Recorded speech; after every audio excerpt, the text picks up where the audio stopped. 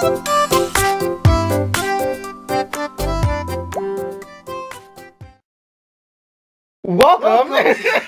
Hello. Welcome to the Low Tier Podcast. This is Lewis. and I am the biscuit. Dry but hard to swallow at the same time. I'm loving it. We finally have a little bit of structure on this conversation thing. We got an intro. Doing. We have an intro. Whenever that decides, we're gonna put a little link somewhere. No, not a link. We're gonna put a little thing there. Put an annotation somewhere on this so we can remember to put the intro before we just started yelling. No, this is how it's gonna be. Okay, cool, whatever. This whole talk's okay, so that just completely negated my whole structure thing. So back to welcome to the Low Tier Podcast, where we have semi-structure. Semi-structured.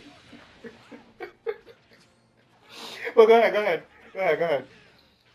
Okay, so like no one's watched our old videos, so I mean, the good people who we forwarded the links to have. You know, I've done my media PR. I don't know about your stuff. I got us one subscriber. We got one. So thank you to all four of you. Respect, love. You know, you're awesome. So we appreciate you guys. After complaining and moaning and throwing our opinions out there for Pokemon Sword and Shield and my dislike of it, I came up with the idea, let's go ahead and make our own Pokemon game.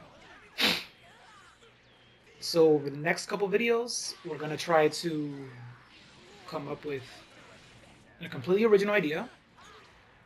We're going to be talking about gameplay changes or how we want the story to be, aesthetics. We're gonna flesh this out as best we can with what's been given to us, sorta. Hope you're along. You guys are gonna enjoy the ride. Let's do this. Any ground rules? One ground rule I would like to set is I feel as though part of creating this, we still need to stay within the formula / bubble of what Pokemon in itself is. You know what I mean? Turn-based RPG, you can't deviate too far from that, as well as kid-friendly. Like, meaning we can only get so dark, quote unquote, with some of the stuff that we're discussing, as well. I don't want. Yeah, that's it. I just don't want to deviate too far from like the formula that Pokemon has in itself, as well as and stay kid friendly as well. Those are my only. The most I say we change is go to E10, so we can use a little bit of some darker stuff, but nothing evil. I think there's brilliant ways to do that, and I think Star vs. Forces of Evil, Steven Universe, Teen Titans. Well, Teen Titans, not necessarily Teen Titans. Teen Titans, they are, but like Teen Titans Go or Over the Garden Wall, Adventure Time, like they all. Avatar sort of. When he decided not to kill. The whole thing was leading up to him killing. But the implication of death is still relevant in Avatar. That's the thing, and I think that's kind of how it's an implied. It's never outright. Yeah, this person died. Like, in the back of your mind, like at that air temple that they went to, that where the hand-capable kid who was, in the air machine that kept him moving around. Somebody died. Somebody died in the testing of all this, flying and stuff that they have going on there. Somebody died. It's never spoken about, but you can tell somebody had to have, this air vent didn't go up the right way at the right time, and they're flying and just boom, whoosh, down to the dead. Implied. It's implied. Yeah, that's it. That's it for me in terms of that. Anything else for you? We don't create our own Pokemon. let's just stick with everything we have. Unless you add one or two. I do want to add Don't go crazy and add like 30. yeah, I would just like, yeah, I'm not gonna add like, oh, here's like 100 and something on Pokemon. Like, I think what we can introduce is some Pokemon that facilitate that type gap. Like, we don't have a. Is there a water and grass type? Yeah. Ricola. But yeah, but like fill in that. What about a grass and fire type? No. Yeah, I think we should use this as an opportunity to fill in those type gaps. You know what I mean? Like Electrifier. Electric fire. We have not. Have we had an electric fire type? No, I remember somebody thinking that Scorbunny was going to be Electrifier, but I think he would have been amazing as electric fire type. Score Bunny? What? What? And then just give him speed and just give him Infernate stats with an electric fire typing? Brilliant. Brilliant. But we didn't see that in Sword and Shield. And I'm not complaining, I'm just saying, hey, that's what this. I didn't play the game, but I ate an L on that. I ate an L when god dang Inteleon came out and oh shit. I'm not gonna go down this rabbit hole again. Next. Right, so don't go crazy on creating our own Pokemon, like a couple will do. During the podcast, let's keep it kid friendly. No. Oh, we cursing. can't cuss? Aww. We can use filler words. Filler words like confuddled and doodly doo. And whim wham. Can we say whim wham? Now you want to get demonetized.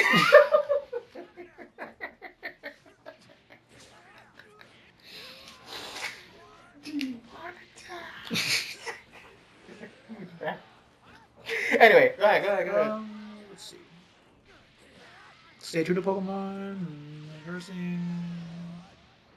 So we're off to a good start. I think those are just good things. Those are the only things that we really need to stick to. Yeah, those are the only things we're gonna stick to. Everything else conceptually is, from the heart and from the mind. Okay. Okay, so we should. Where are we gonna start? The easiest thing we can start with right now is aesthetics, I guess. Like how the game looks, how trainers look, customization things. Oh, I wouldn't change a damn thing. I mean, outside of, I wouldn't change much in the concept of this aesthetics. I would go down the route of redesigning some Pokemon so that way they look more conceptually like Gen 1 Pokemon. Because, take for instance, like I personally would remove like the clef keys and the Aegislashes and the we had a Sword and Shield Pokemon before Sword and Shield. Yes. I would remove the not necessarily completely remove, but I would animalize more those types of Pokemon. Like Stonejourner, I respect the people who stand for Stonejourner, but it's literally a living rocks. What's that one? That's the what are they called? The Stonehenge Pokemon. It's literally Stonehenge with a face on it. Seriously? Have you not seen Stonejourner? I don't remember seeing it. Stonejourner? I'm butchering the name, but it's Stonejourner or something like that. Hey, it's Stonehenge Pokemon. What? Okay. Okay. Yeah, I would not have made that Pokemon. What I would have done maybe is make a Pokemon that kind of like the top of it looks like a Pokemon, and the bottom is just the top of it. Fine, I'll give that, but like conceptually, it's literally just Stonehenge with a face on it. I would not have made that a Pokemon. I would not have made Klefki a Pokemon. I would not have made Aegislash a Pokemon. I would not have made Vanillux a Pokemon. Why does everybody hate Vanillux? I don't hate it. I'm just like, you could have done better. That Pokemon that's literally a penguin with an ice cube on its I head. love that thing. Fuck that. No, I feel like you could have done so much better. Conceptually, sorry, I might be peeking or whatever, but conceptually, the concept of a penguin-esque Pokemon that has ice on it, that when it's, I don't know its ability or whatever, but like when it's hit and the ice melts, I love that. You know what I mean? Like I would. It takes a hit and the ice breaks, And the ice then breaks, and then it becomes faster or something like that. You get what I No, mean? it takes a hit, but if you bring out a snowstorm or hail, it gets the ice back. I love that. I would respect it conceptually. Artistically, y'all could have done so much better. It's literally a penguin with an ice cube on its head. It's literally like there's no. Take for instance, Piplup. That is a penguin. That was a penguin Pokemon. Like I respect that. I don't I don't stand Empoleon and pull the Piplup line like that, but I respect it as creatively. This is what I feel like a Pokemon should look like, even if it's based off of like a real life animal that exists today. But to literally just draw a penguin and then put an ice cube on his head, done. No, I don't respect That's that. what they did with Garbodor. Garbodor is a bit different because Trubbish looks like a Pokemon. Garbodor, I respect the creative decision in Garbodor because at the end of it, it took that Grimer / Muck route. Get what I mean? It's literally just sludge that got bigger. It's garbage sludge. Yeah, garbage that got bigger. Trubbish is the little trash can in your room. Garbodor is the trash pile. So outside your house. Outside your house. Like, so conceptually, it took that coughing, wheezing, like with poison types, how it went from a smaller issue to a bigger one. I kind of understood that and I respected it. So I stand Garbodor. So I'm with the Garbodor stands because of Trubbish, not because of Garbodor. But listen, that penguin no. If it had a pre-evolution, I would have said maybe. Like, let me see where you were going with this creatively, and then you just ended here because time crunch. Frickin' A, we're out of time. We need a final stage for this, and it's just a penguin. Maybe I would have stood, but to just give me a Pokemon that's literally a penguin, no. I would have gotten rid of that. I would have scrapped that from the design. That would not have passed. I'm sorry. To all the. So to end that 18-minute rant about that penguin Pokemon. Penguice? I don't know. I didn't. The Penguinites, the Vanillexes, I wouldn't go down that route. I would, there's, and I'm not saying I'm like the answer on this, but I'm like, there's got to be a better way to do something like that creatively and still maintain that aesthetic, the Pokemon aesthetic. You get what I mean? Because take for instance, you have Klinklang, which is just 2 gears. Clink clang. Yeah, like you could have. I don't necessarily say I'm against how it evolved, but there had to have been a better way to kind of like. That's 2 for Gen 5. just make it more Pokemon-esque, like because for me what I get is, take for instance Magnemite, like that to me made sense. You get what I mean? It's literally one Pokemon, but when 3 of them come together, you get a quote unquote evolution. So you can't. It's supposed to be that you can't evolve Magnemite without 2 other Magnemites, and then you get a Magneton. That made sense. The Klinklang going into it, I don't think they explain it, or like they just took off that concept of how Magneton works, but never really explained how we got here. Does that make sense? Yeah, you're thinking about it too much. Yeah, I'm probably overthinking this and stressing this too much, but those those types of Pokemon, I would not particularly Kling or whatever, but just the Klefkis and the Aegislashes and the Vanilluxes and I ranted for too long. Go ahead. We can cut that down. We can cut that down to like a 5-minute segment about. All right, for aesthetics, I was thinking like more customization of how your trainer looks, like stuff they can wear. Give them like a. We should be able to control our height. No, yeah, that's what I say. I would prefer. I want to be small and shit. In Battle Revolution, you can choose from like 6 different types of classes, like boy, girl, cool trainers, which look completely different. The hiker, and then the little tiny girl. So like, you can fully customize. It can be a kid, teenager, adult, old man. Maybe not old man, but the choice can be there. I mean, I would actually like the option to be an old man, but like I want to be like a Master Roshi type old man. Sorry, let me explain. I want to be like Master Roshi in original Dragon Ball, when he took his shirt off and was like, he's old, but he's buff. Like he's older. What's that cartoon of when Daffy Duck was in a boxing ring fighting a chicken? He takes off the thing, there's like some buff.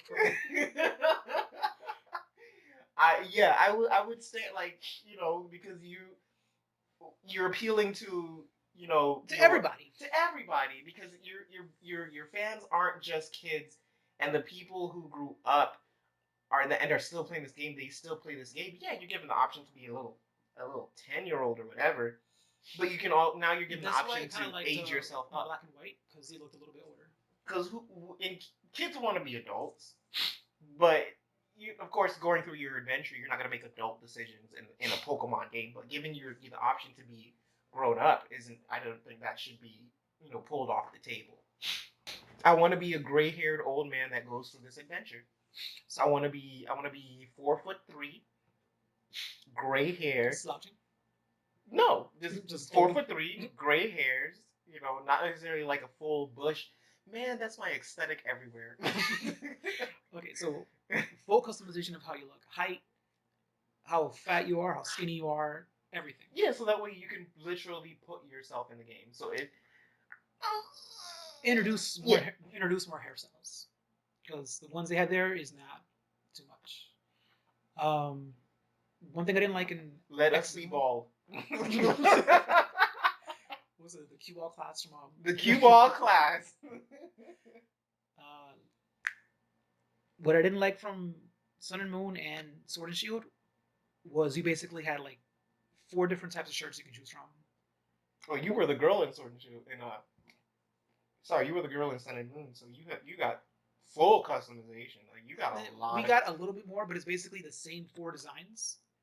With like a different bang, picture. Like bang to the left, bang to the right. The shirts were like a low in red with like a red flower off to the side, and the next ones you can buy are like blue. The same exact designs: red, blue, yellow, green. You go to the next town, the design's on the other side now. I found the only design I like.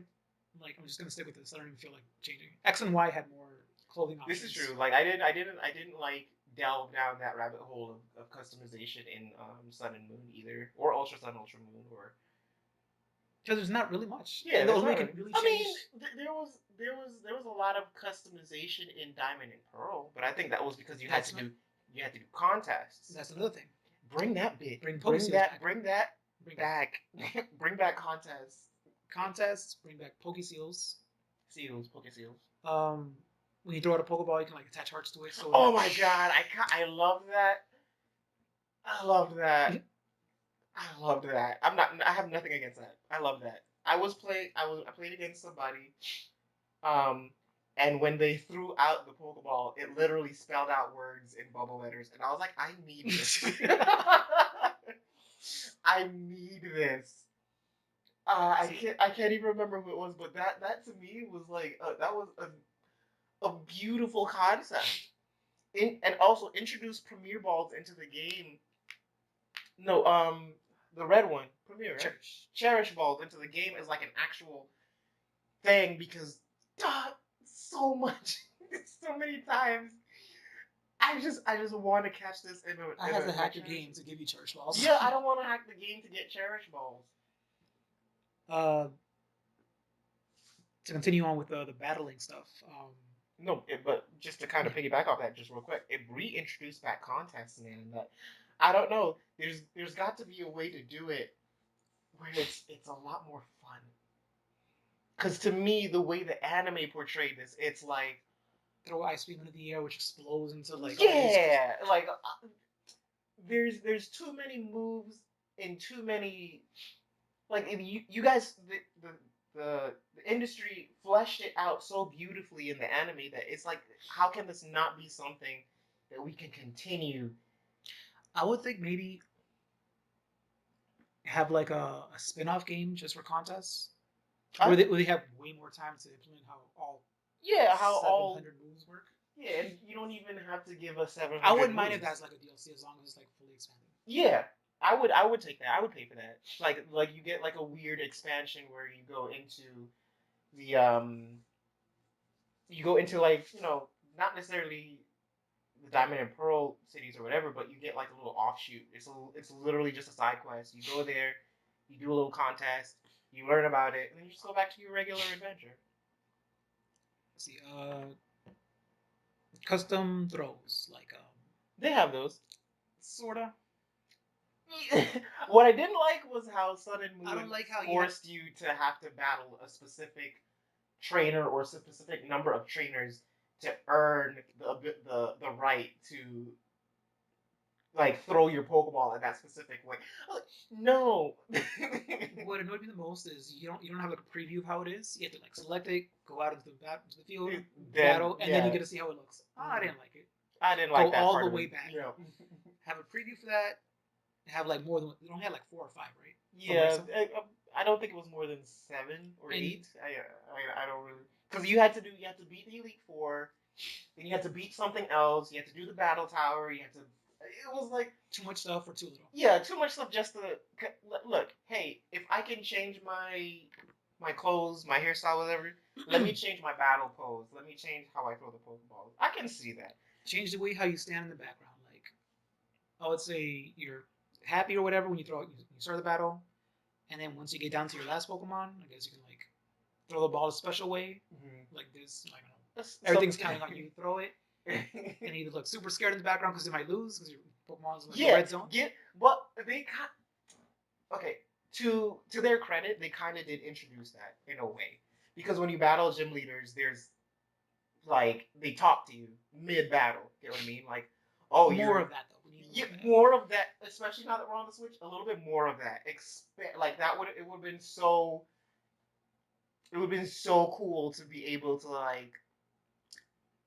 Oh, I can't cuss. Although I've cussed already, but it would have been so cool to talk shit during the battle. You know what I mean? Like especially considering like hey, you have the ability to like play online. If I'm able to like throw out you're gonna lose this one, like it's just like while the Pokemon are battling, just hit X and it says you're gonna lose this one. Oh, you're gonna take that. You know what I mean? Something really quirky like that. I think that would be like really fun. You're about to lose. Time to bring out my Steer strategy. Run away. Or like how your Pokemon when you throw them out into battle after you've taken care of them, where they look back at you with like trusting eyes. And then you can put on, and then it'll reflect back on you. Like, will you look back at your Pokemon with trusting eyes? No, you're about to lose. Like, you throw out your little grass starter. You're fighting this Zekrom. You will lose. Your Pokemon looks at you concerned. Yes, we are concerned. You're just fodder, so I can heal the Pokemon. I'm sorry.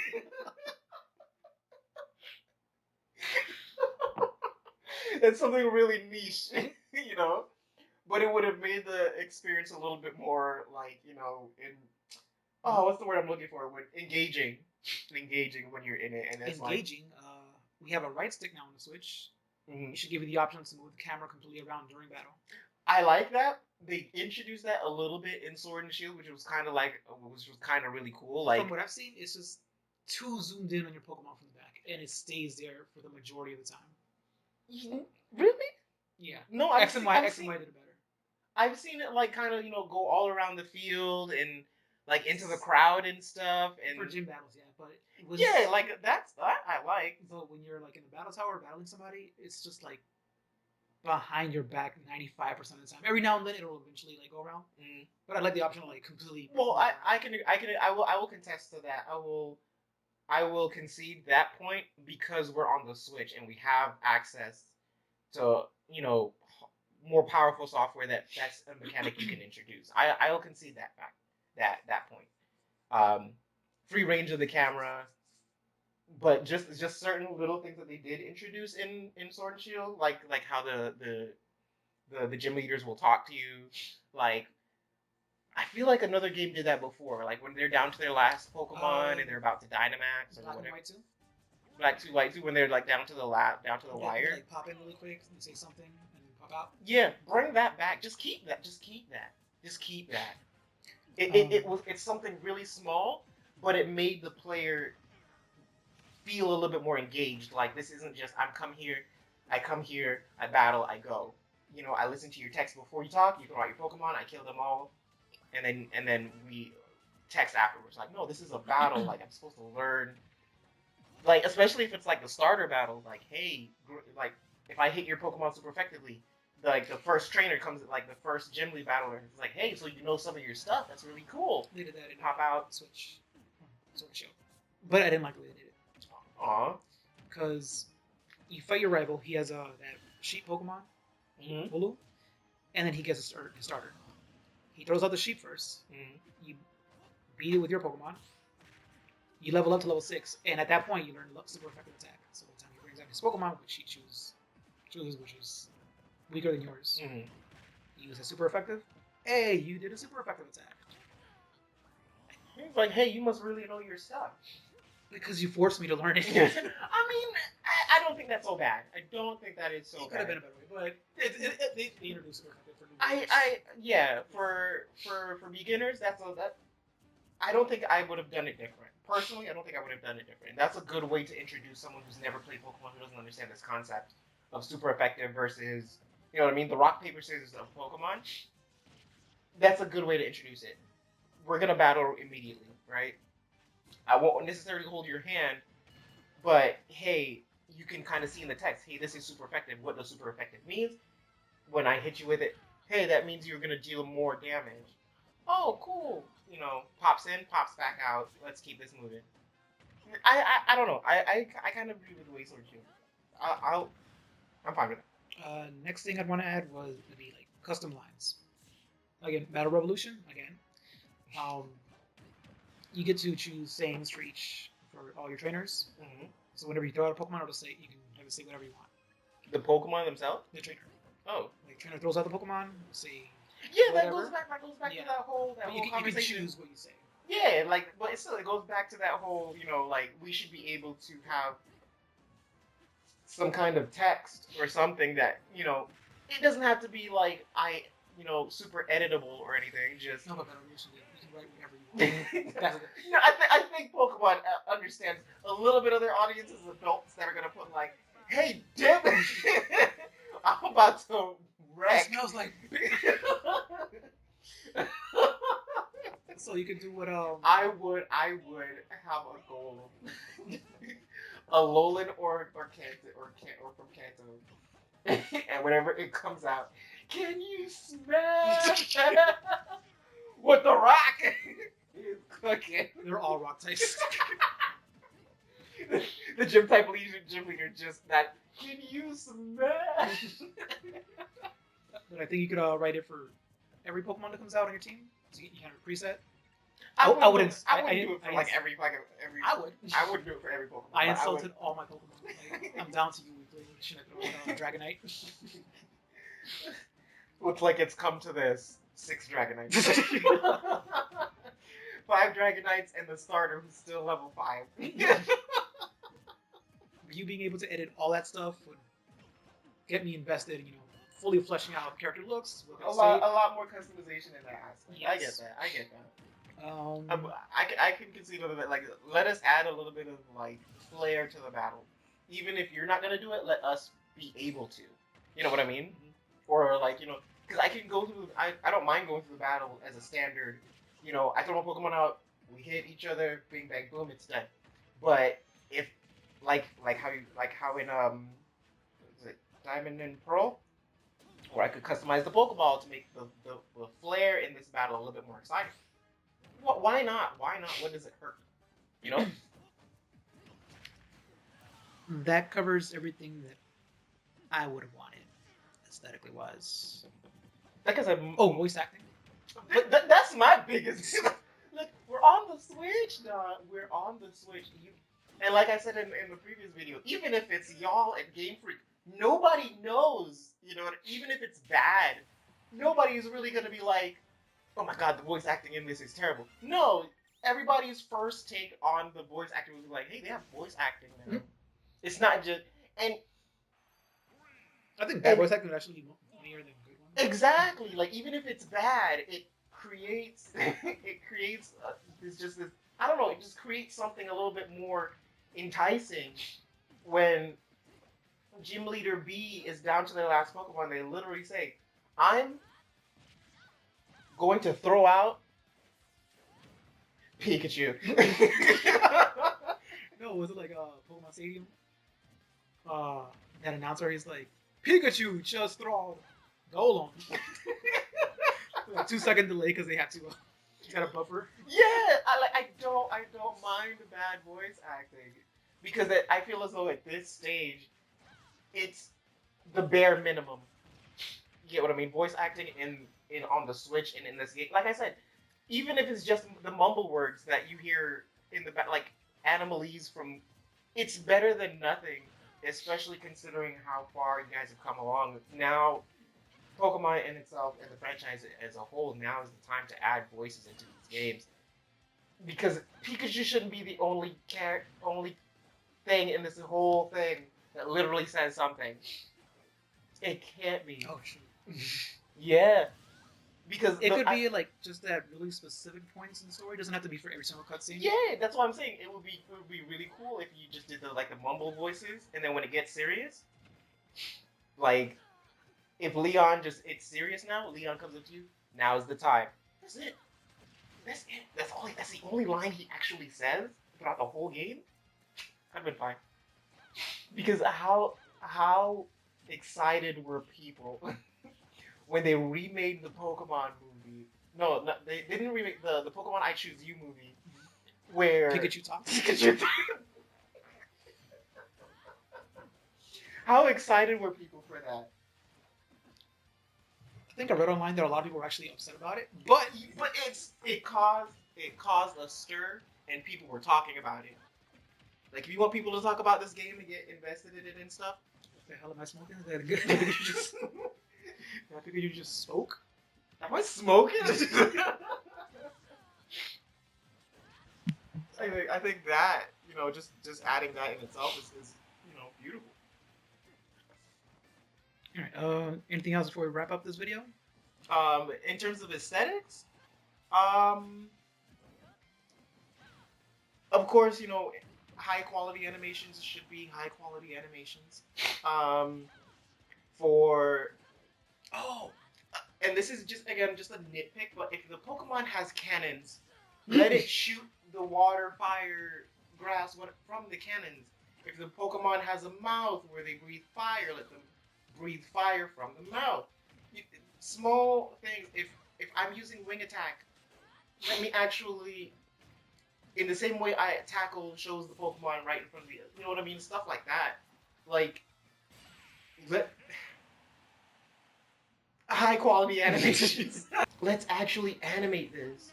And one thing I was just in my mind conceptualizing and really thinking about was the battle aesthetic. I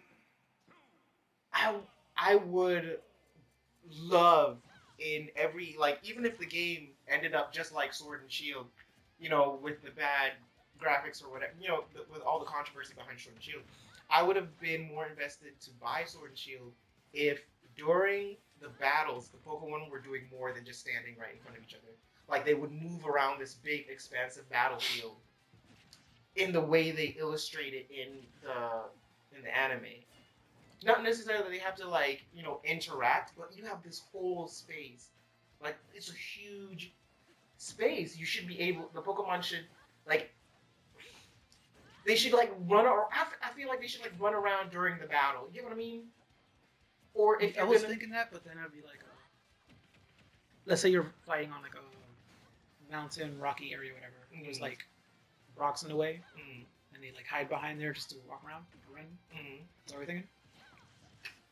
Because I'm thinking like if you put those stuff there, some people would be like, they'd want that like incorporated into the battle. in a in a way, but not necessarily like that. Not like the background should be like introduced into the battle as a mechanic you can use. But like, take for instance, let's say it's my Eevee versus your Pikachu or whatever, right? I feel as though while they idle, you know what I mean, rather than just stand right there, they could, this is a huge battlefield. Like run to the left or something, run to the right. Do a backflip. Yeah, do a backflip, not just like wait, idle animation, wait. You know what I mean? Like move around this battlefield as if move around this battlefield as if something is actually happening Let's make it while feel we alive. wait. Yeah, while we wait for a decision to be made.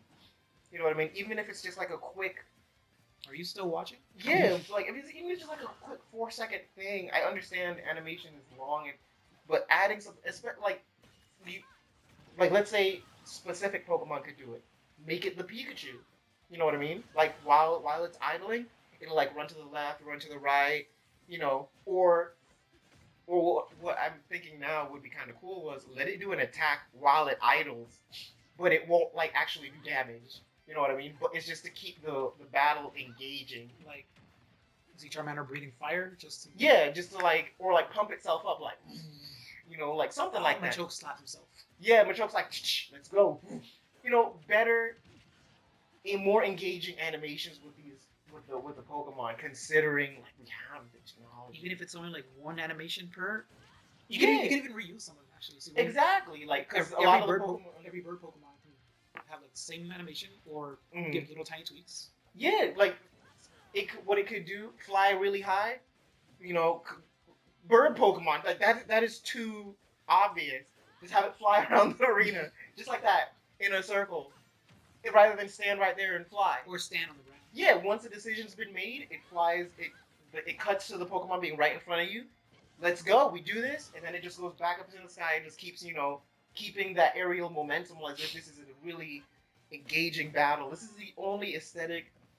This for me is the only aesthetic in Pokemon that I would have been like, you know what? No matter how sugar honey iced tea this game is, that mechanic in itself really pulls me in, because I've played your formula before. I know it's all the same, but now that I can see, now that I can see Swellow or Noctowl rather than just standing in place doing this, it's actually actively being a part of the arena, actively using all of this giant.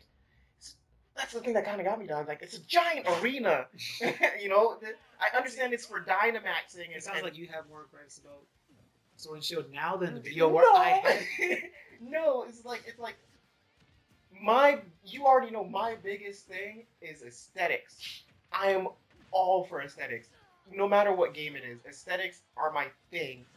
This is why I restarted Sun and I couldn't start Sun and Moon. This is why we didn't Probably. battle until 2 years after the game came out. Shut up. But aesthetics are my big thing. If it doesn't feel pleasing or it doesn't look pleasing, I can't invest in it that much. That's why I'm like, you have this huge arena. I understand it's to be there for the fact that we're gonna Dynamax or Gigantamax. But you have a huge arena. Let the Pokemon who fly around. Let the Pokemon who run around. Let the Pokemon who dig underground literally dig underground, and then you look if you're. That should be the easiest one to animate. That should be the easiest to animate. Just drag it down. All of them use dig. All of them use dig, and then they move around. They pop up one spot, but when you make the decision to make a command, they just pop right back up where they were. And I don't think anybody would have been mad at that. You know what I mean? It cuts the animation of them moving around short, It just literally cuts it off. The Pokemon pops right back in front of you. It does the attack, and then it goes right back to do it. Until In other games, that would be like a big issue, but seeing as how many they have to animate, people wouldn't care about that. Yeah, that's why I'm saying you guys we have the technology, and I think if you really break it down into just the 16 types, you just need 16 animation. If the Pokemon's first typing is, let's say, fighting, just a little quick 1-2 punch type thing, slap yourself together, let's go, it's fight time. And like I said, once the decision's been made, you just immediately right back to it. If a Pokemon is a water type, let it maybe spit some water around the arena, you know what I mean? Just like, it's just something a little bit better than, or more aesthetically pleasing considering we're in this giant arena to offer than them standing there idly waiting for a command to be yelled. Because that's not how you illustrate it in the anime. You get what I mean? In the anime, you illustrate it as like there's constant Do you think action. that anime? Actually, there's another discussion. That's not. That could be another one. But I'm just to wrap up on it. Like the anime gives people who don't play the game this idea that it's constant action. So make it look like it's constant action in the game. That would help, help people transition into the game a little bit more. You know what I mean? I don't know, with less nitpicks and stuff. Just me. I don't think it's just you. Think about 3.5 million people out there that didn't buy the game agree with you. That's it. That's all about aesthetics. Oh my god. So that was our video. Oh, and introduce cell shading like they did in Ultimate Marvel vs. Capcom 3. That kind of cell shading, beautiful. I'm not saying anything else. That's it. And that wraps up the video. That wraps up that video. We'll see you guys in the next one. I'm Biscuit. I'm Lewis. This is Gravy. And together we're Lewis, the Biscuit, and Gravy. That's gotta be a better. Wait,